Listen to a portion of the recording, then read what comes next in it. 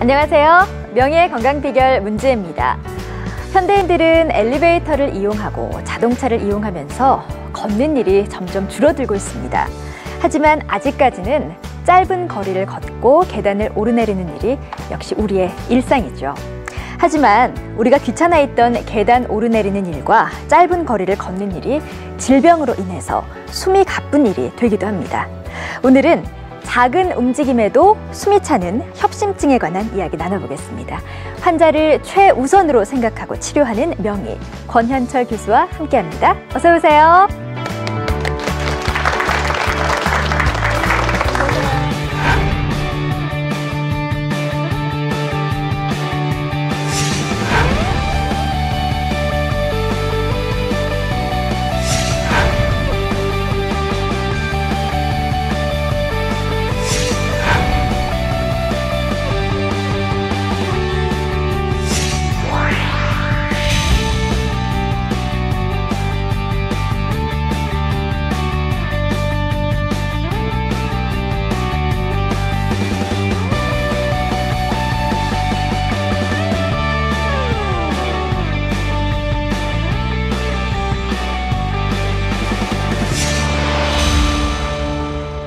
네, 교수님 오늘도 쉽고 재미있는 방송 부탁드릴게요.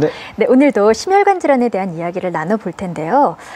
주변에요, 고혈압 얘기 참 많이 하죠. 고혈압 앓고 계신 분들도 많이 있고, 어떻게 보면은 너무 좀 흔하게 생각하는 병이 아닐까 싶어서 조금 자세하게 알아봐야 할 필요성도 느껴지는데, 고혈압이라는 게 어떤 병일까요? 간단하게 혈압이 높은 병이죠. 네. 혈압이라는 것은 사실 우리 몸에 혈액을 보내주기 위해서, 그러니까 영양소와 산소를 온몸에 보내주기 위해서 일정 압력으로 보내줘야 되는데 그 압력이 너무 높으면은 보내는 혈관에 무리를 미치게 되고, 혈관이라는 건 우리 온몸에 다 있지 않습니까? 그죠? 그러니까 중요한 장기, 뇌나 심장, 콩팥 같은 장기들이 손상되는 병이 바로 고혈압입니다. 혈압이 높아지는 이유도 있겠죠? 그게 좀 확실하게 밝혀지지는 않은데요. 주로는 뭐 심장 작용이 너무 크거나 또는 혈관이 너무 좁거나 또는 이것을 조절하는 이 신경 분야, 주로 자율신경계 분야가 잘못돼서 생긴다고 생각하고 있습니다. 그렇군요. 우리 주변에 흔하게 있지만 알고 보면 무서운 병, 고혈압. 무엇인지 저희가 화면으로 준비해봤습니다. 심장은 끊임없이 수축과 확장을 반복하면서 우리 몸 곳곳에 혈액을 흘려보내는 펌프 역할을 한다. 이때 혈액이 혈관 속을 통과하면서 혈관 벽에 미치는 압력이 바로 혈압이다. 혈압은 심장이 수축하면서 혈액을 뿜어낼 때 가장 높은데,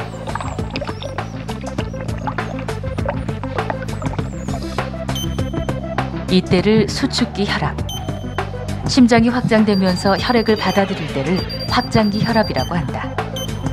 수축기 혈압이 120, 확장기 혈압이 80 사이면 정상 범위. 수축기 혈압과 확장기 혈압, 둘 중 하나만 기준치를 초과해도 고혈압이다. 통상적으로 수축기 혈압이 140 이상, 확장기 혈압이 90 이상일 때를 고혈압이라 한다.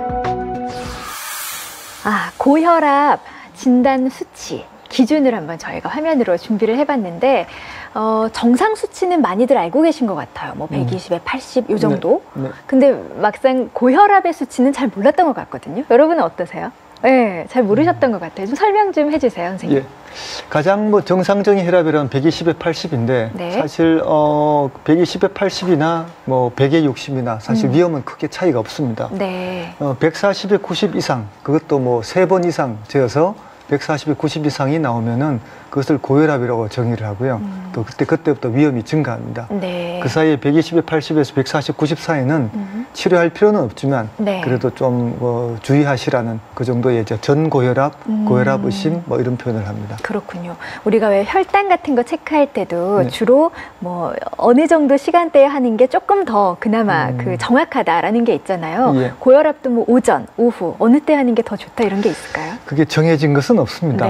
그 고혈압은 많이 재서 아무 때나 많이 재서 전체적으로 140에 90을 넘는 것이 많이 나오면은 예를 들면 뭐 5번 쟀는데 3번 이상 나온다든가 그러면 이제 고혈압 치료를 하는 게 맞고요. 시간에 따라서 혈압이 계속 변하기 때문에 또 사람마다 틀리고 어떤 일정 시간을 정하지는 않습니다. 네. 보통 뭐 아침 시간 또는 저녁에 자기 전을 추천하긴 하지만 네. 절대적인 건 아니죠. 아, 그렇군요. 그럼 고혈압도 역시 24시간 이 혈압이 어느 정도로 오르고 내리는지를 혈압이 있는 환자들이라면 늘 주시해야 된다고 생각하면 될까요? 그런 면도 있고요. 예. 또 너무 주시를 많이 하시는 분들이 많아서 하루에 한두 번씩 시간 관계없이 재보시는 걸로 아주 뭐 충분하다고 생각합니다. 그렇군요. 어느 날 딱 쟀는데 혈압 수치가 막 170, 180 이렇게 나올 때도 간혹 있을 것 같아요. 이럴 그렇죠. 때는 뭐 다음에 응급하게 뭔가를 하기 위해서 좀 대처할 방법도 생각해놔야 되고 뭐 이런 상황인 건가요? 아니면 대수롭지 않은 건가요? 그렇지는 않습니다. 실제로 혈압이 영향을 미치려면은 140에 90 이상이 10년, 20년 쌓여야 생기거든요. 예. 잠깐 올라가는 건 문제가 전혀 안 됩니다. 저게 잠깐 올라가는 거는 저는 한 200을 넘기면은 좀 긴장을 하는데 그때도 네. 약을 드시거나 응급 상황이라고 그러진 않고 좀 안정을 해서 한참 본 다음에 천천히 생각을 합니다. 오히려 혈압이 뭐 170, 180 된다 그래서 약을 드리면은 네. 좀 한 1시간쯤 뒤가 되면은 저혈압이 됩니다. 그게 더 위험할 수 있고요. 일시적인 혈압 상승은 그렇게 위험하지 않습니다.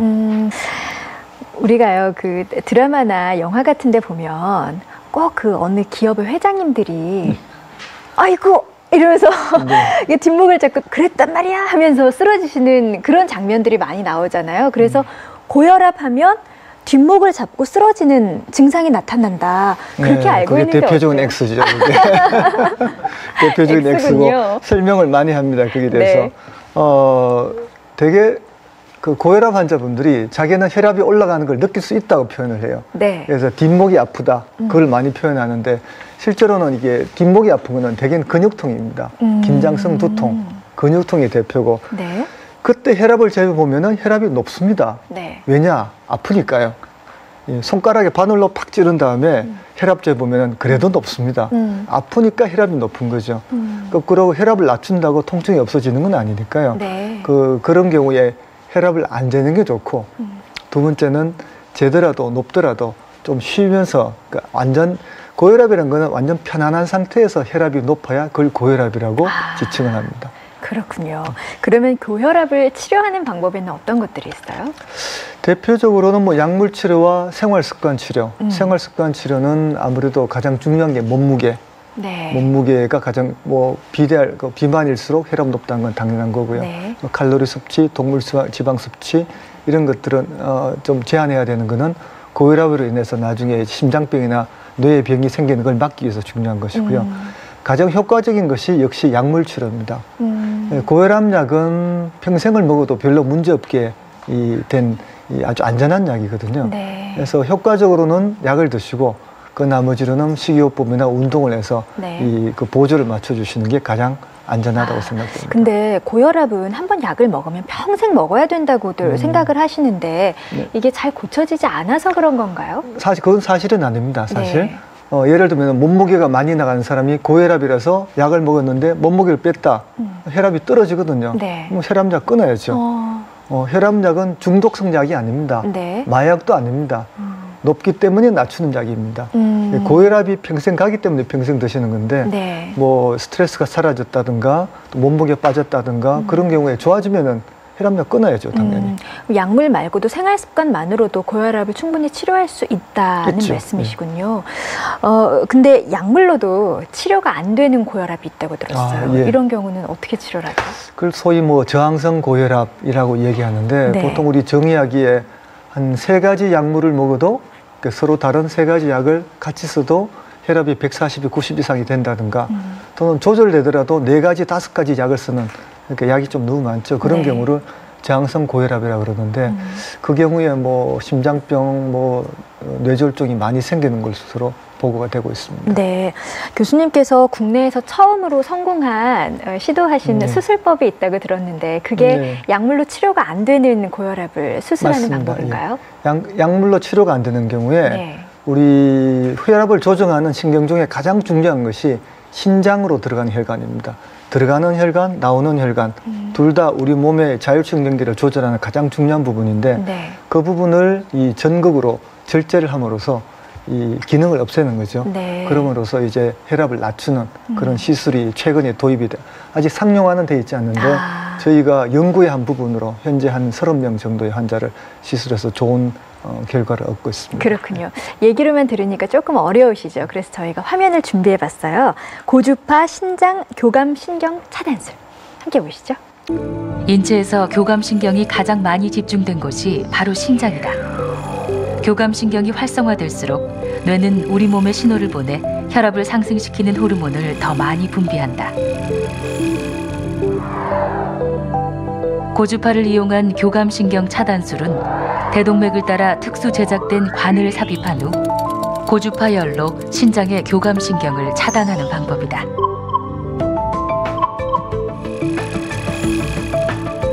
교감신경이 막히면 신장은 더 이상 혈압을 높이는 호르몬을 분비하지 못한다. 그만큼 혈압이 떨어지게 되는 것이다.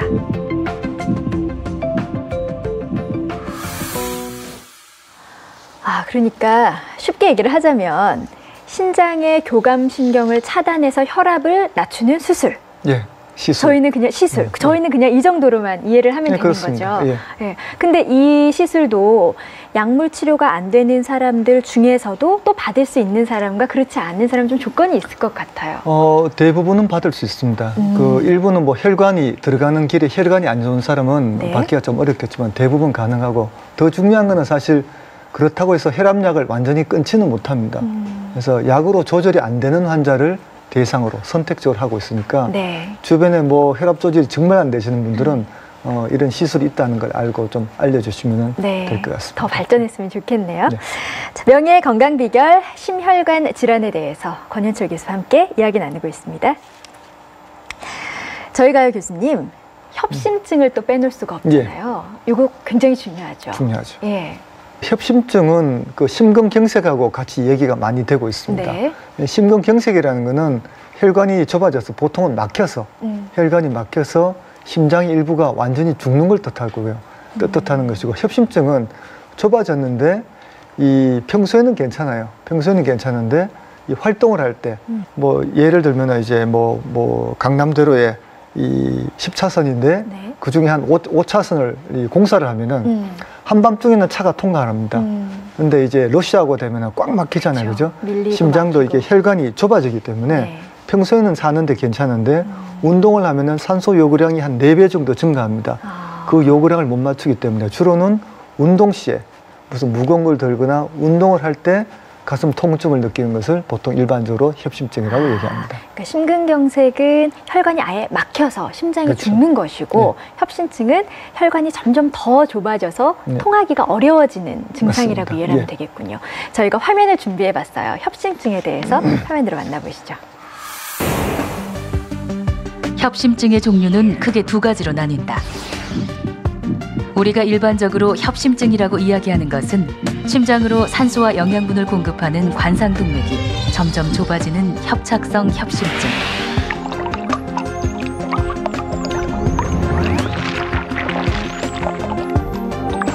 혈관벽에 콜레스테롤이나 이물질이 쌓여 통로가 좁아지면서 혈류량이 감소하는 경우다.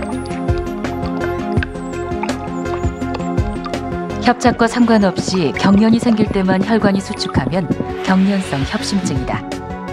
둘 다 가슴 통증을 유발하지만 주로 언제 증상이 나타나느냐에 따라 구분이 가능하다.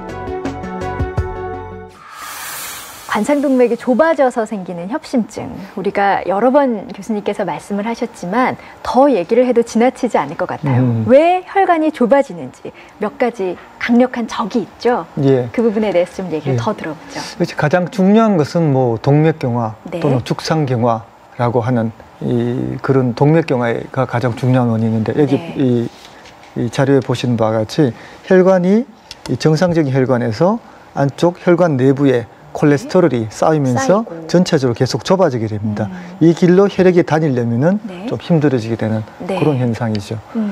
가장 주의해야 할 것들은요? 동맥경화, 죽상경화의 위험 인자는 4대 인자가 고혈압, 당뇨, 콜레스테롤, 흡연, 그다음에 유전적인 요소가 있고요. 운동 부족, 그다음에 경쟁적 성격, 비만, 뭐 네. 그런 요인들이 있습니다. 알겠습니다. 협심증의 증상은 어떤 게 있을지 궁금하시죠? 함께 화면으로 보시죠. 계단을 오르내리면서 협심증의 증상을 느낄 수 있군요. 예, 협심증 증세가 가장 잘 느껴지는 것이 네. 계단을 올라간다든지 언덕을 올라간다든지 또는 빠른 걸음으로 걷는다든지 그렇게 운동량이 늘어날 때 네. 또는 무거운 것을 들 때 힘을 많이 쓸 때 예. 그 심장이 활동을 많이 해야 되거든요. 네, 그럴 때 산소 요구량이 많아지기 때문에 협심증 증세를 느끼고 대신 쉬면은 한 뭐 1분에서 3분 내에 금방 통증이 없어지는 게 특징입니다. 이게 계속 지속이 되면은 그거는 이제 심근경색증으로 봐야 되기 때문에 5분 이상 증세가 계속되면은 그는 응급실로 빨리 오셔야 됩니다. 연세가 있으신 분들 같은 경우에는 내가 나이가 들어서 오르내리는 게 힘들어 정도로 생각하시기도 쉬울 것 같은데 통증이 5분 이상 지속된다면 반드시 병원을 찾으셔야 한다는 거 기억하셔야겠군요. 물론 힘든 경우도 있죠. 네. 그러면 이 통증 같은 게 어떻게 올까요? 통증은 심근경색과 마찬가지로 가슴 가운데 손바닥 크기의 통증이 번지면은 왼쪽 팔 안쪽까지 번집니다. 네. 가운데 손바닥 크기 왼쪽 안쪽 그리고 협심증은 쉬면은 좋아지고요. 심근경색은 계속 지속되는 게 특징이죠. 네. 손가락으로 이렇게 가리킬 수 있는 부위에 국소적으로 뭐 따끔따끔 찔리는 듯 뜨끔 뭐 이런 식으로 표현되는 거는 다 뭐 근육통이나 뭐 그런 쪽의 가슴 벽 통증이기 때문에 그건 걱정하지 않으셔도 됩니다. 네, 그러니까 적은 부위에 오는 통증은 네. 협심증을 의심하지 않아도 된다는 거군요. 된다는 거죠. 알겠습니다. 협심증에 대한 이야기 나누고 있습니다. 우리가 알고 있던 의학 정보가 얼마나 맞는 얘기였는지 한번 테스트를 해보죠. 협심증에 대한 오해와 진실 시작합니다. 제가 질문을 드릴 거고요. 여러분께서 맞다고 생각하시면 O를 들어주시고 아니라고 생각하시면 X를 들어주시면 됩니다. 협심증에 대한 오해와 진실. 50대 이후 가슴이 아프면 대부분 협심증이다. 하나, 둘, 셋. 대부분 하니까 아닐 것 같아요 하고 X를 드셨죠. 저도 그 부분에서 X를 들었는데 한번 얘기를 나눠보죠. 딱 몇 분만 O를 드셨거든요. O를 들고 계시네요. 예. 아무래도 50대 이후가 되면은 심장이나 혈관 쪽에서 좀 많이 약해지지 않을까. 그러다 보니까 좀 가슴이 아프면은 좀 그쪽으로 더 연관이 되어 있지 않을까 저는 그렇게 생각해서 O를 들었거든요. 네, 보통 협심증이라고 하면 50대 남성들에게 많이 오지 않을까라고 생각하는 부분들도 있을 것 같기도 하고요. 이번에는 X를 드셨던 분 한번 얘기를 나눠보죠. 협심증뿐만 아니라 다른 이유도 있을 것 같아서요. 다른 이유도 있을 것 같아서 X를 드셨다. 저도요. 네, X가 맞습니다. 네. 사실 말씀드리기가 조금 조심스러운 부분이 있는데 이렇다고 그래서 뭐 이 50대 이후의 분들이 가슴이 아프다고 이건 괜찮을 거야 라고 병원에 안 오실까 봐 조심스럽긴 하지만 네. 실제로 가슴 통증으로 저에게 오는 환자의 한 10명 중에 8, 9명은 사실 심장이 아닙니다. 빈도상은 이 확률상은 제일 많은 게 뭐냐면 네. 가슴 벽에 있는 근육통, 또 관절통, 네. 늑연골 관절염이라 그래서 요 심장이 숨 쉴 때 가슴이 숨 쉴 때 움직이는 관절이 있거든요. 네. 그 부분에 관절 통증이 제일 많은데 이게 전형적으로 손가락으로 짚을 수 있는 통증입니다. 예. 문제를 바꿔서 50대 이후에 손바닥 크기의 통증이 가슴 앞에 있을 때 그 증세는 대부분 심장입니다. 근데 대부분은 국소적인 통증이기 때문에 네. 그건 걱정하지 않으셔도 된다는 뜻이죠. 그렇군요. 아까 여기 질문을 해주셨는데 50대 남성들에게 협심증이 가장 많이 나타나지 않을까 생각하신다고 했거든요. 실제로 가장 많은 연령대는 60대입니다. 그 다음이 70대, 그 다음이 50대, 40대 이렇게 내려갑니다. 그런데 50대는 아무래도 뭐 활동도 많이 하고 또 아시는 분도 많은 유명인들이 뭐 신문에 이제 네. 뭐 돌아가신 거 나니까 이제 상당히 인상적으로 받아들여져서 그런데 네. 실제는 60대가 가장 주의해야 될 연령대입니다. 그렇군요. 알겠습니다. 협심증에 대한 오해와 진실입니다. 협심증으로 쓰러진 환자의 손과 발을 찔러서 피를 내야 한다. 하나, 둘, 셋. 저는 O라고 했는데 우리 여기 X 드신 분 한번 얘기를 나눠보죠. 왜 X라고 생각하셨어요? 그 좁아진 혈관이 그 좁아졌잖아요. 네네. 근데 손을 따서 그게 혈관이 넓어지지는 않을 것 같아서 그래서 X로. 그렇군요. 저는 O를 든 이유가 좀 혈관에 문제가 있을 때에는 반드시 손발 10개, 20개를 다 따서 피를 내줘야 혈액순환이 잘 돼서 위급한 상황을 넘길 수 있다. 저는 그렇게 들었었거든요. 어때요, 교수님? 예, 분명한 X인데요. X예요? 사실 놀라운 것은 그렇게 생각하시는 분들이 있다는 데서 좀 놀랐습니다. 죄송합니다만. 네. 이거는 마치 뭐 자동차에 연료가 잘 흐르게 하기 위해서 연료 탱크에 구멍 내는 거와 비슷한 행위인데 이거는. 네. 혈액순환 장애라는 게 혈액순환 장애는 혈관이 막혀야 생깁니다. 막혀야 생기는데 그 막힌 혈관은 뭐 다리 혈관이 막혔다면 막힌 혈관은 밑에 위에 있는데 네. 아래쪽을 뚫어가지고 그게 호전될 리가 없죠. 그죠? 그거는 뭐 이게 조금만 생각해 보시면은 알 수 있는 문제고. 네. 근데 교수님, 우리가 흔히들 혈액순환이 안 돼서 손발이 차, 혈액순환이 안 돼서 손발이 저려 이런 얘기들 많이 하는데 네. 그럼 혈액순환 장애라는 말 자체가 사실은 안 맞는 말인가요? 혈액순환 장애라는 말을 저희 의사들은 잘 쓰지 않습니다. 그래요? 대표적으로 손저림을 순환장애로 생각하시는 분이 많은데 네. 대개는 신경 문제입니다. 가장 많은 게 이제 손목 터널 증후군이라고 네. 신경이 눌려서 저린 게 많고요. 특징적으로 상체에 있는 팔의 혈관은 동맥경화가 거의 오지 않습니다. 온몸 혈관 중에 거의 동맥경화 안 오는 유일한 부분이 팔이기 때문에 팔저린 거는 정말 혈액순환 장애가 아닙니다. 그렇군요. 대부분은 신경 증세입니다. 알겠습니다. 이래서 제대로 된 의학 정보가 필요한 것 같아요. 다들 오해가 풀리셨죠? 근데 교수님, 이 협심증에도 종류가 있다고 들었어요. 네. 어떤 종류가 있는 건가요? 보통 저희가 나누기는 뭐 안정형 협심증, 불안정형 협심증으로 크게 나눕니다. 네. 안정형은 이 막힌 게 안정적으로 이렇게 딱 고정돼서 막혀 있어서 그것이 그 운동 때 통증이 있고 쉬면 괜찮아지는 걸 뜻하고요. 네. 불안정형은 이게 갑자기 생겨서 더 심해져서 심근경색으로 갈 수 있는 그런 이 동맥경화 자체가 불안정한 그런 네. 그런 불안정형 협심증이라 하는데 아주 또 특이한 이상한 협심증이 또 있습니다. 변이형 협심증, 좀 정상적인 협심증은 좀 다른 건데 경련에서 생깁니다. 동맥경화가 아니라 네. 혈관이 수축되고 뭐 늘어나고 그런 거에서 생기는 협심증이 전체의 한 5% 정도를 차지합니다. 그러면 다 치료법도 다르겠네요. 다 다르죠. 알겠습니다. 자, 명예 건강 비결 심혈관 질환에 대해서 이야기 나누고 있습니다. 지금 이 자리에 너무 유명한 분이 오셔서 제가 깜짝 놀랐어요. 선생님 안녕하세요. 예, 안녕하세요. 네, 만화가 이현채 선생님 나오셨네요. 어쩐 일이세요, 저희 스튜디오에? 권현철 박사님한테 네. 네, 협심증 때문에 오랫동안 치료받고 있습니다. 그래요? 네. 나와주셔서 감사합니다. 어머나, 고맙습니다. 오랫동안이라 하면 얼마나? 98년부터니까요. 아주 오래됐죠. 네. 그러네요. 네. 그러면은 처음에 이 협심증을 어떻게 아셨어요? 어떤 증상이 오셨나요? 처음에는 몰랐었는데요. 네. 처음에는 보면 이런 증세들이 있더라고요. 물론 계단 올라갈 때 숨 가쁜 거 있고요. 네. 그 다음에 등산 이런 걸 할 때 이 장단지에 그 마비가 와요. 아파서 마비가 와요. 그래서 예. 앉아가지고 이 장단지를 풀어야 돼요. 만져가지고. 그리고 또 운전할 때. 이건 좀 위험한데요. 운전할 때 한 번씩 마비가 와요. 그러면 길가에 세워놓고 그 다리를 한 10분, 20분 풀어야 되죠. 그리고 이제 결정적인 건 술을 많이 먹고 들어와서 자고 새벽에 깨게 됩니다. 뭐냐 하면 가슴에 멀미가 와요. 미식미식한 아주 기분 나쁜 가슴 복판을 향해 가지고 양쪽 가슴이 이렇게 쫙 말려 들어옵니다. 기분이 아주 안 좋더라고요. 네. 그래서 한 번씩 심하게 술을 먹거나 밤샘에서 아주 무리하게 작업을 했거나 하면 그게 오더라고요. 그래서 결국은 병원을 찾게 됐죠. 그러셨군요. 네. 교수님 처음 선생님 뵀을 때 상태 좀 기억나세요? 네. 그때 굉장히 인상적이었던 거는 담배를 뭐 엄청 피고 계셨다는. 그러셨어요?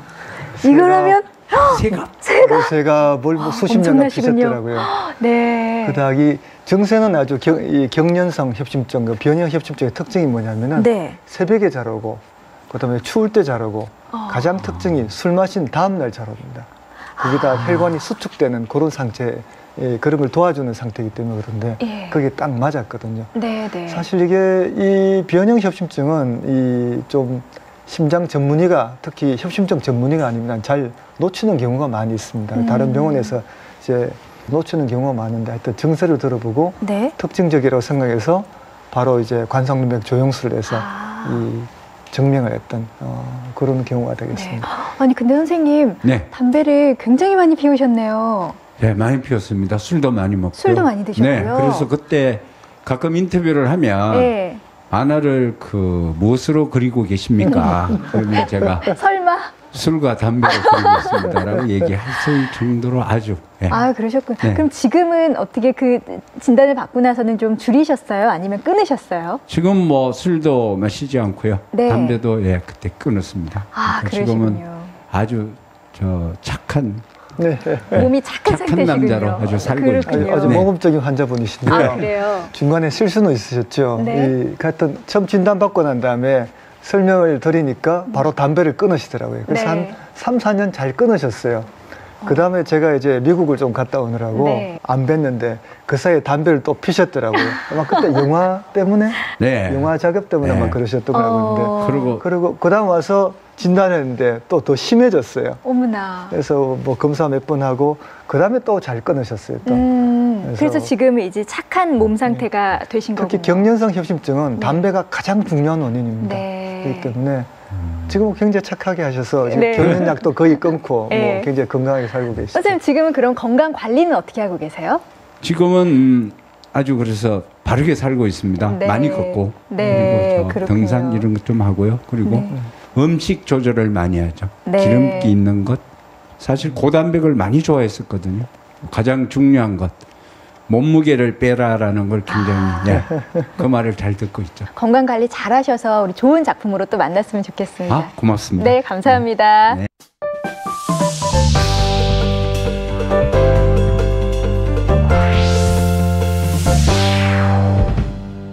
네, 명의진료실 시간입니다. 평소 심혈관 질환에 대해서 궁금한 점 있으셨던 분들 오늘 권 교수님께 이것저것 다 묻고 답변 받으실 수 있는 기회를 드릴게요. 나 질문 있다 하시는 분 손 들어주세요. 네, 어떤 게 궁금하세요? 제가 그 혈압이 좀 높은데 약을 먹고 있는데요. 그 약을 계속 먹어야 되는지 평생 먹어야 되는지 그게 궁금해서. 혈압이 처음 진단받을 때 얼마 정도셨죠? 180 정도 나갔거든요. 지금은요? 130, 140. 약을 몇 가지 정도 드시죠? 한 가지만 먹고 있습니다. 한 가지만요? 혈압을 조절하는데 제일 중요한 게 이 몸무게거든요. 지금 아주 뭐 비만은 아니시지만 그래도 몸무게 좀 있으시기 때문에 5kg 정도 감량을 하면은 혈압약을 끊으실 수도 있는데 고혈압약을 말씀하신 대로 평생 복용하시는 분들이 많죠. 평생 혈압 유지되고 몸무게 조절도 못하고 그렇기 때문에요. 그래서 사실 더 중요한 거는 고혈압의 합병증이 나타나는 게 제일 중요한데 뭐 다른 뭐 심장이나 콩팥이나 뭐 그런 데 이상이 있다고 이야기 들으신 건 없습니까? 예, 병원에서 진료를 받아봤는데요. 그런 얘기는 없었는데요. 그렇다면은 진짜 몸무게를 빼고 운동을 많이 하셔서 약을 끊을 수 있는 길을 좀 찾아보시는 것도 괜찮을 것 같아요. 지금은 건강관리 그럼 어떻게 하고 계세요? 뭐 술, 담배는 하고 있는데요. 예. 약을 계속 드셔야 될 것 같습니다. 제가 술을 많이 먹어요. 술 많이 드세요, 여전히? 어떻게 해요? 고혈압도 이런 게 있습니다. 예를 들면은 나는 담배도 안 하고 뭐 다른 문제가 전혀 없고 몸무게도 괜찮은데 혈압이 높다. 그러면 혈압 치료를 조금 덜 해도 되는데요. 이렇게 술, 담배도 하고 다른 위험인자, 콜레스테롤, 뭐 당 이런 게 같이 높은 경우가 많거든요. 그런 건 같은 고혈압이라도 더 적극적으로 치료해야 되기 때문에 약을 끊을 수 있는 기회가 많지는 않죠. 교수님 그러면은 따끔하게 한마디 해주세요. 술도 하시고 담배도 하고 심지어 많이 하신다잖아요. 방금 따끔하게 했습니다. 꼭 끊으세요. 네, 알겠습니다. 네. 알면서도 실천하지 않으면 아무 의미가 없는 거겠죠. 평상시에 산책을 하면서 숨이 가쁘지는 않은지, 계단을 오르내리면서 가슴에 통증이 있지는 않았는지 꼭 확인해보는 시간 가져보시길 바랍니다. 내일도 심혈관 질환에 대한 이야기는 계속됩니다. 기대해주세요. 교수님 오늘 좋은 말씀 감사합니다. 감사합니다.